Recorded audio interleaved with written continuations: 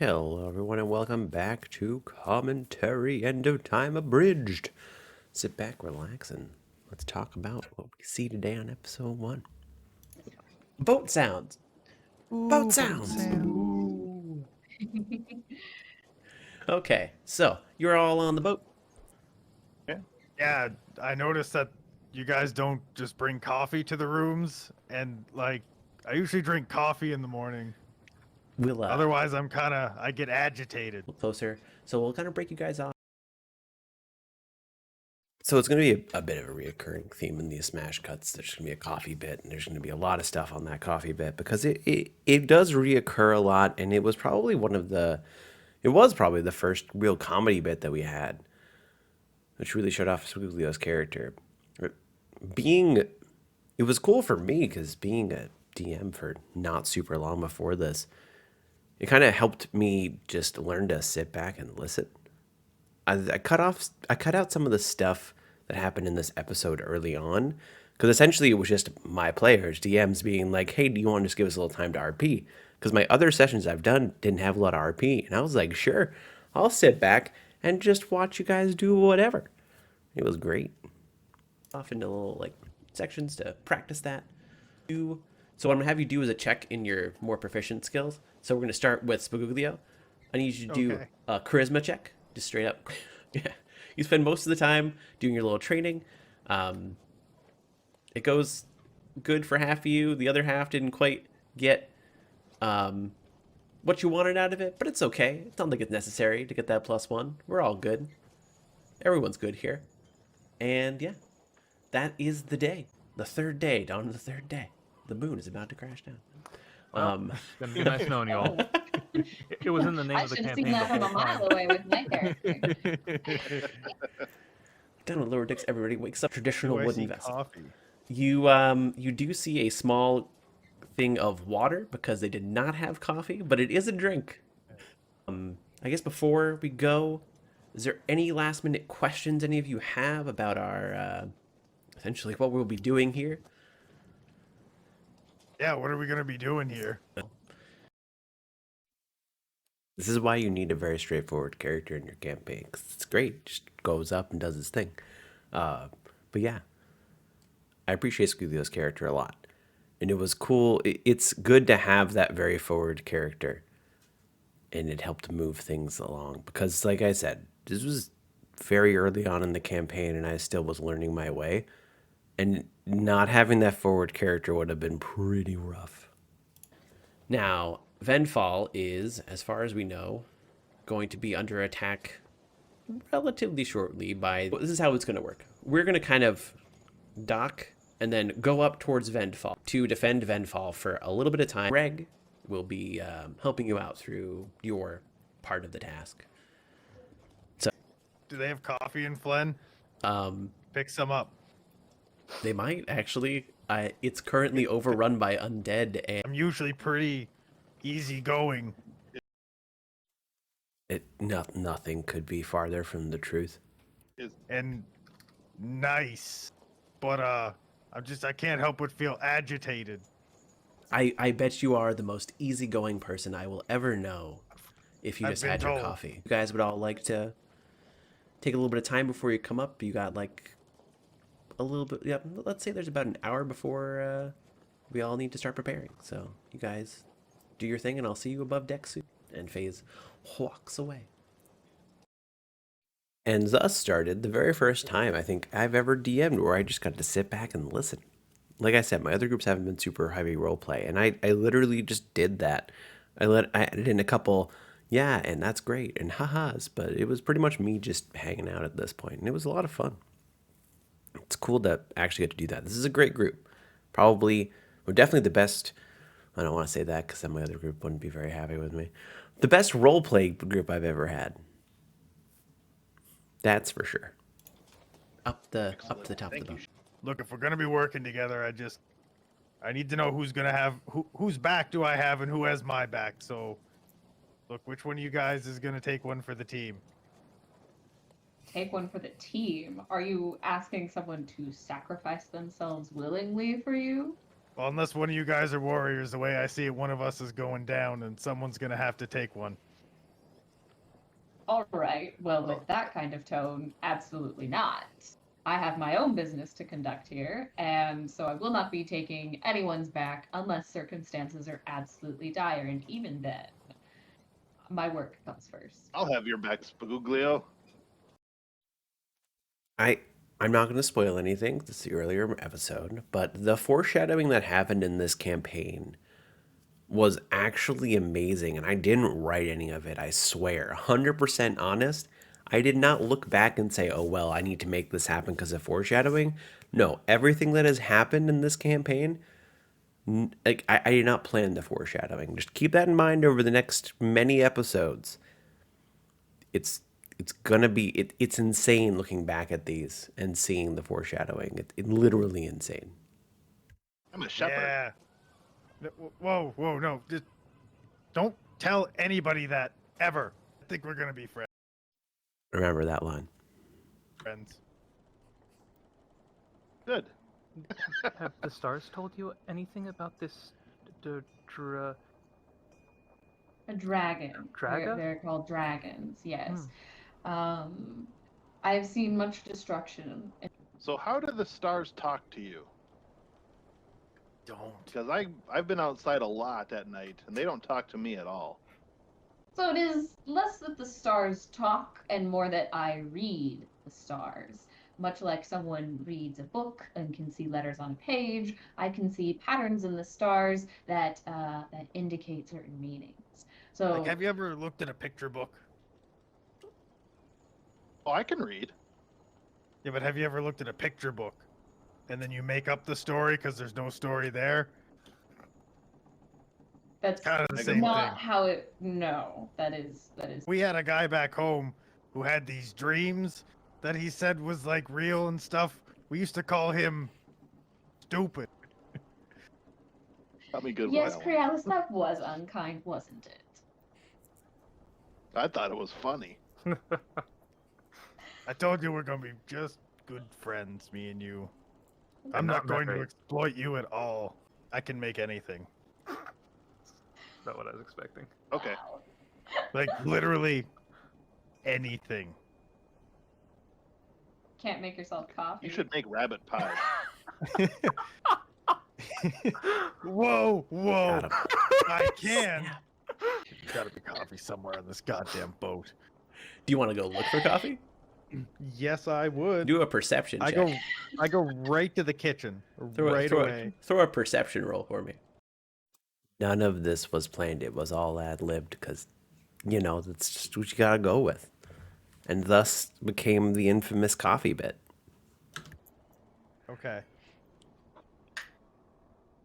That is 16. So you go to the kitchen. You do not find coffee, but you find something that's very similar to coffee. Actually similar or looks similar? It Like, would looks- I know it's similar? It's a Or does it bean just look similar? that you could potentially put in a drink, but Okay. it doesn't have the same it doesn't look quite the same as coffee. He's making revenge. Like, I'm gonna show you up coffee. It's not about being Revenge good. coffee. Okay. Wow. Are you gonna He pours himself. you gonna drink this he- revenge coffee? Probably. Okay. Like the front of the ship or wherever you are, and he like slams the glass down on the railing, and like half of it comes out and just goes overboard. Yep. And he's just like, "It's a beautiful day for coffee, isn't it?" And he drinks it. Just slams it back. At this moment, FaZe kind of notices what you're doing. Like, here's the commotion, kind of comes over and is like, "What's in that? What's in that drink?" Did I drink it yet? Yeah, no, you slammed it back already. Okay. Did, Just wait, like- the important question. Did it taste like coffee? It tasted interesting. It didn't taste like salt water. I rolled to see if it was salt water. It was a really high roll. It's fresh water. You're good. Okay. You didn't just drink salt water, but it doesn't have that same bitterness. It just tastes kind of weird. Okay. It tastes like stale coffee. What did you? She actually starts laughing a little bit. What did you put in that? You told me there was no coffee. I went into the kitchen and I found a jar with some X's on it, and there was coffee beans in it. Did some X's. You might want to I go can. find a toilet. I don't think I told him that there were X's on the jar, but he kind of just rolled with it and just made that one up, and it works perfectly for the situation. So yeah, that was fun.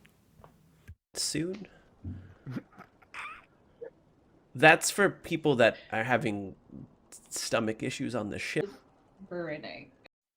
It was a laxative. It was a laxative. I thought of that one and it was like, damn, this is awesome. And here we go. Sugulio's first I'm better than everyone moment coming back in his face. And it was great. Which is rare. But she is burning. Rufus, do a constitution save for me. Oh boy. What have I done? Worth it. Oh boy. What you get for seeking revenge, Coffee? No revenge Beautiful. coffee. I got a 9. Beautiful. It hits you pretty hard. You I need love to it. find a toilet I for the love ship it. like immediately. You are Okay. it's gonna be a rough rest of your night. Do I have to roll perception or dexterity to see if I get there in time? Oh my god! You make it there in time. You definitely make it there in time. You didn't roll a 1 on your con save, so you definitely make it there in time. But yeah, you're on a commission for a little bit. So you all reach land, all of the group of Horizon Walkers, and you get all your gear, get off the boat, and you all start making your way inwards towards Vendfall during your trek to Vendfall. And as When you walk through sheep pastures at night, you learn to watch where you're stepping. That's all I'm saying. that is true, they all did a little stealth check on their way through. I'm not gonna lie, I had literally nothing planned if they failed it. Probably just gonna roll a random encounter and go with it, but I feel like it made sense during the thing. Just during the walk to Vendfall because they were in enemy-ish territory. That's what he's talking about there. Sheep pastures. He rolled high on the stealth check. Roughly a 10-foot high gray stone walls. As you approach the wooden with a wooden gate kind of surrounding a like circular town. It's actually rather symmetrical and kind of Mega Oh, will look are at you? Mega will look at Kiva and be like, "I'll bet I can throw him over the wall." You will do no such thing. Face starts to like chuckle a little bit. He's Bad like, big okay, man. okay, we're on a little bit of a timer here, but we should get going. Crossroads, and to your left is an inn called the Golden Fox. The streets, by the way, do seem kind of busy-ish. Not so much. You notice a lot of like militia and warriors. They're preparing for a defense. So you notice a lot of. Was that an inn or a tavern called the Golden Fox? Inn? Greg will meet you guys in the tavern. He's gonna get everyone else situated out here. You guys. It's kind of funny. I literally just made the distinction that it's an inn, and then I'm like, it's a tavern because I didn't have the specific, but it should have been an inn. The Golden Fox is an inn, but maybe it's a hybrid. Maybe it's in Avern. I don't know. We'll have to find out later. You guys all get a seat. Greg will kind of go over any other stuff with you guys. I'm pretty sure we've gone over everything except for maybe a small detail or two. He'll make sure you guys are all ready to go. This is my farewell. I will see you in however long it takes me to help retake a city. You all make your way into the inn. Give you guys a little general layout until you decide before you decide what you want. And now it's back to an inn. That's what we're going with. It's an inn. Golden Fox is an inn. Want to do in there? So you go to the inn. It's actually very similar to your other inn because that's what I used as the layout for my impromptu inn. You have Impromptu. haha. As you walk in, the bar is directly in front of you, kind of in like an L shape. There are 2 bartenders behind it with rows of kegs that they are constantly pouring ale from because all around you, you have like the merriment of pre-battle time, like drinking. Everyone's like, let's drink up kind of thing. You never know what'll happen. And to your left is 2 steps down and then a giant square seating area. that you notice there's a couple empty tables. There are people playing dice around one of the tables. He looks over at Crealis, who he assumes has a lot of money, and he's like, "You want to see how we have fun? Have you ever wanted something? Yes. Have you ever gotten that something? Not usually. But like, imagine how you would feel if you did get it. Imagine how much better that would feel if you did nothing for it. That's what this game is. It'll be easier." She follows. Mega's gonna Come on. go to the bar and get four large ales. Is there enough seats for Crealis? Because he really wants to corrupt her. Oh no. If Crealis would like, there's a seat actually right next to you. I love the idea that the warlock is trying to corrupt the rogue, because the rogue is normally just a corrupted, is almost as much corrupted as the warlock, but we actually have a rogue that is very opposite this time. Growl's character is very innocent, and this is also one of the very few things Spuglio has ever done for someone else. Because, you know, in his eyes, he's just trying to help people out and corrupt them, you know, totally, 100%. Come on, sit down. So there's Just it would be really cool if Spaguglio just lost the first one right away before Crealis even gets to play, and we don't even have to roll. See, it looks like I lost, but next time I'm gonna win more. That's how this game works. You don't lose. You just bank it up for later. Feel like if nothing else, one of us will win. You don't lose at this game. I'm telling you. You only win later. It's not gambling if you know you're gonna win. yeah. So you lose the, Oh, the no. double down. So what do you? Oh, no. No. And he's still staring down that guy just Yeah. to see if he loses. Well, he doesn't roll. He just stays. Yeah. If you go over, he doesn't have to roll again. He decides to stay. But Spaguglio's still staring him down. It was a dice game of 11 instead of 21 because 21 would have taken way too long. To have to roll out that with d6s, I think was I'm pretty sure that's what it was. And yes, Squiglio just lost terribly. It was pretty great. The big gambler loses. Down, and he's just like, He just kind of stares back at scared. you and Who's takes too the scared money. to roll. Yeah, no, And then he- honestly, I get the money, He so it looks doesn't back care at if I'm scared or Dallas. not. I just want to do a buy-in.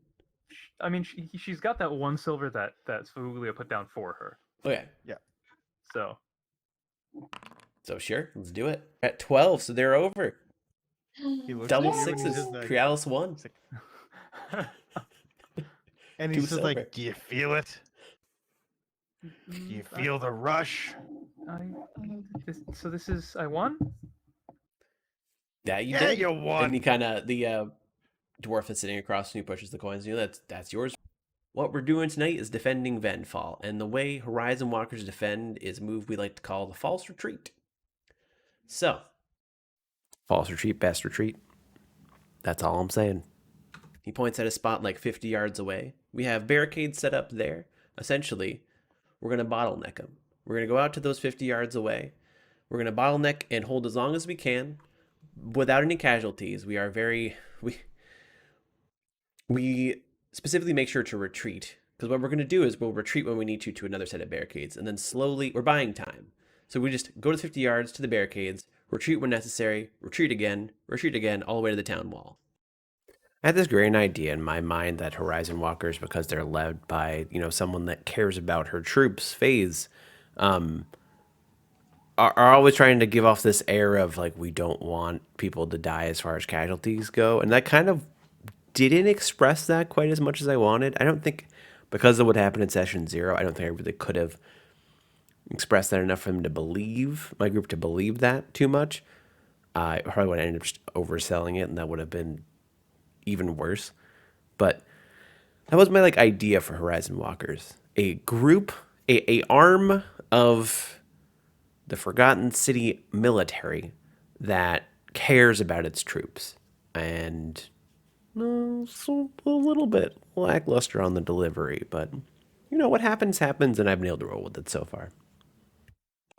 You hear and smell you hear first and then smell a series of shambling moans, kind of We can smell moans. nice. That's why I said hear first.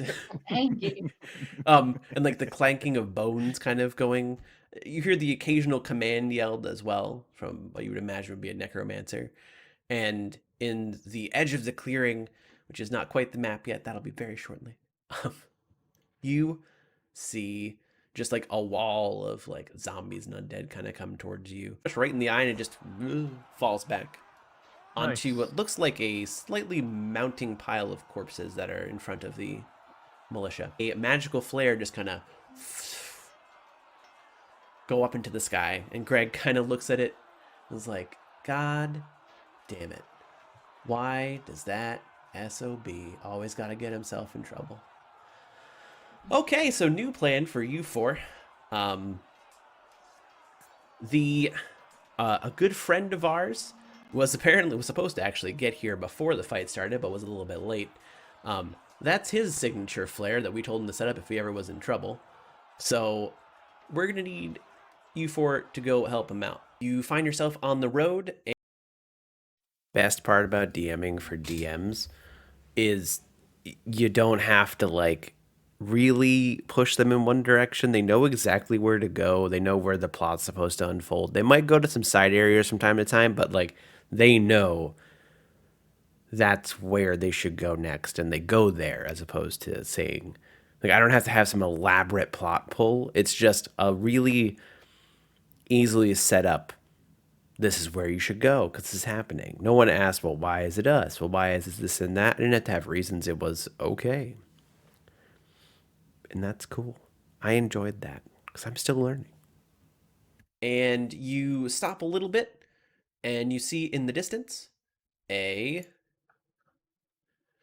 actually kind of interesting. Kava and Crealis have pretty much been running Eva with like their hand on one of you two to try and make sure, because they can't see in the dark very well unless you guys want to light a torch or Wait, have anything like that. neither. I just perch on Kiva. Yeah. Perch on the other person who's blind. Yes, That works. I Yeah. allow you to perch. You're too precious not to we're like, allow to perch. yes. I feel like at some point, like I'm just like awkwardly bird hopping along. Oh. And I'm just like, oh, honey. I also decided to take a really interesting approach with this because I'm a small streamer and I don't have like a large chat and I'm not worried about chat spoiling anything. I showed the DM view through everything. My players don't look, at least at the picture, I think they look at chat, but they usually don't look at my stream itself. That way they don't know where everything is, and everything's still a surprise when it comes out of the shadows or whatnot. But I like the fact that, you know, if someone's going to be DMing at some point and wants to see what the DM view looks like, that this can kind of show that off. Because that is what they see. Nothing. Okay, so you guys kind of stop in an area and you see in the distance a zombie kind of shambling forward and a unpause skeleton kind of shambling behind. They call and like look at you, and everyone's gonna roll initiative, which I'm going to put you all in combat. He is going to take a shot with his short bow at Mega. On a completely side note, smash cutting, like doing this is really easy during combat because I literally just show hits on the players and kills on the enemies, and it's cool. It's really easy because you don't need to really show a lot of combat unless it's a really intricate combat, which we might show a little more of coming up. But yeah, that is all. That is a 23. And you're like, For 8 piercing damage. Jesus Christ. Wow. This is a skeleton. It's bitey. First combats are cursed. 13? 13 hit? yes. Okay. My armor class is 12. Damn. It's only for 5 piercing damage. It's still a lot of damage. Okay, that's still a lot of damage. The skeleton for kind of like Half your me. health. kind of like goes. It's like a little more than half. Yeah. Let's take your mace. You just hit it right across the head. Just literally bash its head in, and it just falls over backwards, dead. And a 1. Oh my You god. just like Big swing. shoot your arrow off. Ooh. It goes right in between the eye sockets and the skull, and even though it's not alive and there's no flesh there, it still just falls over across the bridge. So did it how Almost did like it a enter? shadow moving across the ground. 10 damage. You kind of float up behind it after pulling out your bright sword, and you just like stab it right through the center of mass, and it falls over a little bit against Mega and then down to the ground. That is the shadow. Who's going to come up here and attack Spaguglia. Okay, good. I didn't want it to attack me. He's gonna do Okay. But Guglio's got this. his thing. I'm gonna look at that real quick. He's too stubborn to die. No, that's unlike. Did I already like? I already linked it. Yeah. Okay, attack. So gonna it's hit. 16 still hit. That's 7 necrotic damage. 7? Yes. Oh no. And your strength Okay. score is really cool. You kind of take up your amulet and you like look at it a little bit, and then you hold it out. It's inciting or saying the words to the cantrip Eldritch Blast without really knowing them. You kind of let the amulet tell you what to say, and a blast Okay. comes out through it. You see it do full damage, and the shadow just dissipates. As you kind of, I would highly recommend to anyone that is starting a campaign with people who are not new to D&D to start at a higher level than 1, because that combat was a bunch, like, I think the shadow was the highest challenge rating, and there was not a lot in that combat. I did not use the zombie's ability on purpose, because that would have probably destroyed the group, because I was rolling pretty well. But like, just level 1 is a really scary thing, and unless you want your group to potentially die early, I feel like a couple levels gives them a better kit. It makes combat more interesting, and you're not just going to die randomly to one roll. Because I could have rolled a lot higher on some of that stuff, except for Mega's hit, and it could have potentially just laid someone low in one hit. Level 1's rough. If I started again, I'd probably start at like 4. That way everyone has a feat, they have some spells if they're a spellcaster, and that you have a better kit available to you to make combat more interesting and a little less deadly. Walk your way forward, even with the light. No one really seems to. The figures in front of you don't seem to pay attention to you. You see a Minotaur skeleton and I believe 2 other undead-like figures. They seem to kind of be staring down this figure that seems to be cloaked in shadow. You hear off in the distance. You hear off in the distance from the shadowy figure. It's really all you sent at me was a Minotaur and 2 whites. How interesting. He has a sword in one hand, in his other hand, he snaps his finger twice. The 2 whites disintegrate into ash.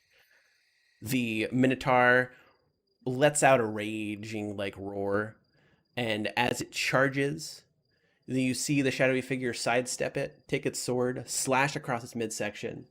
You see the sword kind of glow with negative energy as this happens, like just pure, like darkness almost isn't actually a word for it. It is just straight up negative energy.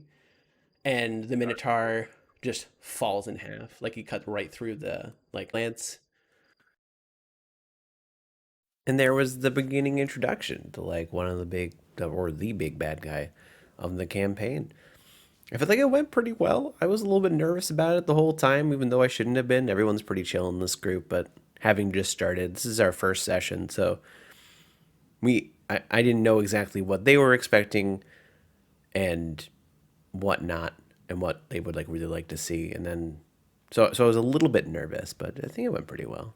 Supposed to show. I always feel like a good big bad guy introduction is powerful, and like just depending on the big bad guy you want, I enjoy the one that's like pretty much there throughout the entire campaign and like shows himself and is like, I am the big bad guy. And I think that went pretty well.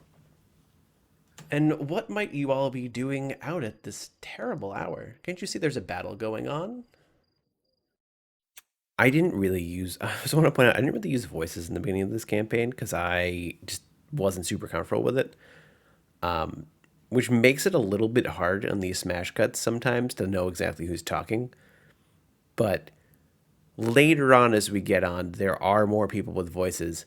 which is funny because then going back to some of the characters I introduced in the beginning that don't have different voices, it gets a lot more difficult to actually talk.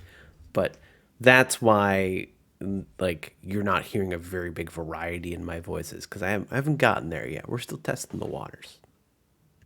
Kind of just looks. Baguglio puffs out his chest and he says, "My name is Gary, and I'm one of the horizontal warriors. Who are you?" Yeah, they call me Gare Bear. Huh. Gare Bear. I'll remember that. That's a nice name. Nice to meet you, Gare Bear. And he kind of does a wave of his hand, another snap of his hand, and he kind of casts a spell, and he's like, "How does one snap their hand?" Question of the ages. Like, whoa, that's light. That's not what I wanted to do. That's the wrong tool. Whoop. Reasonable, Mega, reasonable. you want some sheep jerky? And he'll offer him some jerky from his pack. Sure. Lord. He takes a piece and eats it. It's delicious. Eva tries so hard not to do a face call. Oh my gosh. This is delicious. Thank you so I much. raised it myself. Oh, a sheep farmer out in these woods. They're- Crazy what you see these So days. Mega kind of looks at Spooglio. He's remembering that Spooglio said, "Don't tell anyone he's a sheep farmer." No, I rob banks. Roll a deception. This is a great. So this is literally carried over from session 0 to this session to the end of this session, and that was such a great just showing of this group and how great they are. Just I rob banks, and the whole thing was great. I enjoyed this immensely, and none of it was planned. That was definitely off the top of everyone's head, and it was great. Did you notice in the ribcage of the Minotaur there is a book? A beating heart. Nope. A book? I want the book. Book? Give me a book. So happy that Kiva said that because I was so afraid because this becomes the book becomes a major plot point. I was so afraid they would just leave it because it, as you'll see, it looks kind of ominous going forward. But I was really afraid they would just leave it because it's also in the ribcage of a Minotaur. But that apparently all I needed was a book. It just had to be a book, and that was cool. Didn't have to worry about a major plot point just being left in a skeleton of a Minotaur. Book. Yes. Okay. Are you going to? So, do you give the book to Kiva, or do you keep the book for now? Kiva.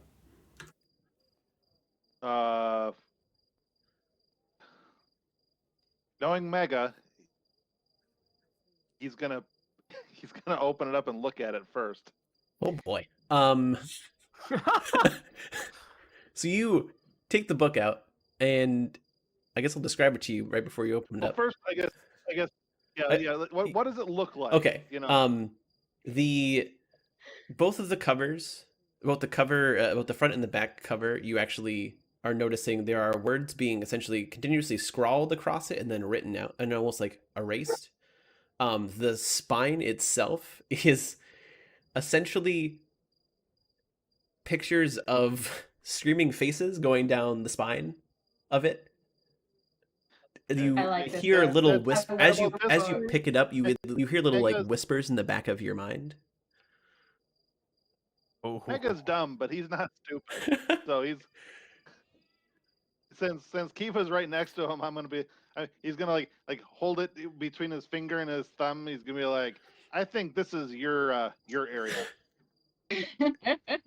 And she says, "I think it is," and takes the book. Crealis, you actually notice that the two halves of the Minotaur are starting to make their way closer together and clicks into place. You hear and you see the eyes of the Minotaur start to glow. Is there anything you want to do before? Because it's taking a little bit of time for it to. There's time to do some stuff if you'd like. Baguglio's gonna yell, "I told you so."